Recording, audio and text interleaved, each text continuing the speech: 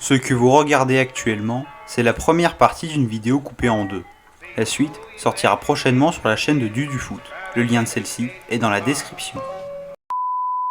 Cette histoire est inspirée de faits réels. Le 23 mai 2007, au stade olympique d'Athènes, le Milan AC gagna sa 7e et à ce jour dernière Ligue des Champions, au terme d'un match serré contre le FC Liverpool. Un match remporté 2-1 par les Milanais.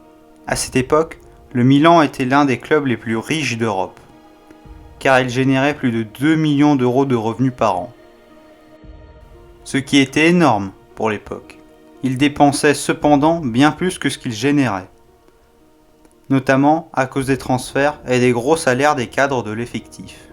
Mais ces pertes étaient comblées par l'immense fortune de Berlusconi, le président du club à cette époque. Et puis arriva la crise financière de 2008, ce qui impacta la fortune de Berlusconi. Ce dernier ne pouvait plus compenser les pertes du club milanais. Pour éviter une crise financière, certains cadres sont priés d'aller voir ailleurs, dont Kaka, vendu en 2009 au Real Madrid pour 65 millions d'euros. Dans les années qui suivirent, le Milan AC ne gagna aucun trophée majeur. En tout cas, jusqu'en 2011. En 2011, ils ont remporté leur 18e et à ce jour dernier Scudetto. C'est encore aujourd'hui le troisième club le plus titré de Serie A, derrière la Juventus de Turin et l'Inter, l'autre club milanais. Ils furent menés au titre par plusieurs grands joueurs, comme Pirlo, Seedorf, Thiago Silva, Ronaldinho ou bien encore Zlatan Ibrahimovic. Mais ils ont remporté ce titre grâce à la mauvaise saison de leurs deux principaux concurrents, soit les deux clubs que je viens de citer, à savoir la Juventus et l'Inter Milan. Sauf que les problèmes financiers n'ont guère disparu. Et Berlusconi décida de vendre certains cadres de l'effectif. Le PSG version QSI se montra intéressé par deux joueurs, Zlatan Ibrahimovic et Thiago Silva. Les supporters milanais ont eu peur et ont demandé à Berlusconi de garder ces deux joueurs. Ce dernier affirma que Zlatan et Thiago Silva allaient rester. Ils ont finalement tous les deux signé au PSG quelques jours plus tard. Et Zlatan déclara cette phrase désormais culte: « Je ne connais pas la Ligue 1, mais la Ligue 1 me connaît ».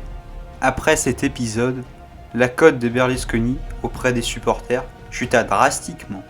Surtout que Thiago Silva et Zlatan Ibrahimovic furent remplacés par des joueurs tout ce qu'il y a de plus lambda, tels que Philippe Mexes ou bien même Stéphane El Shaarawy. Lors de la saison 2012-2013, le Milan termina tout de même 3e de Serie A, derrière la Juventus et le Napoli.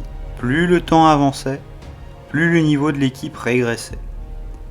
Et le club ne pouvait pas se renforcer avec de très bons joueurs, car les prix du marché financier ne faisaient que de monter.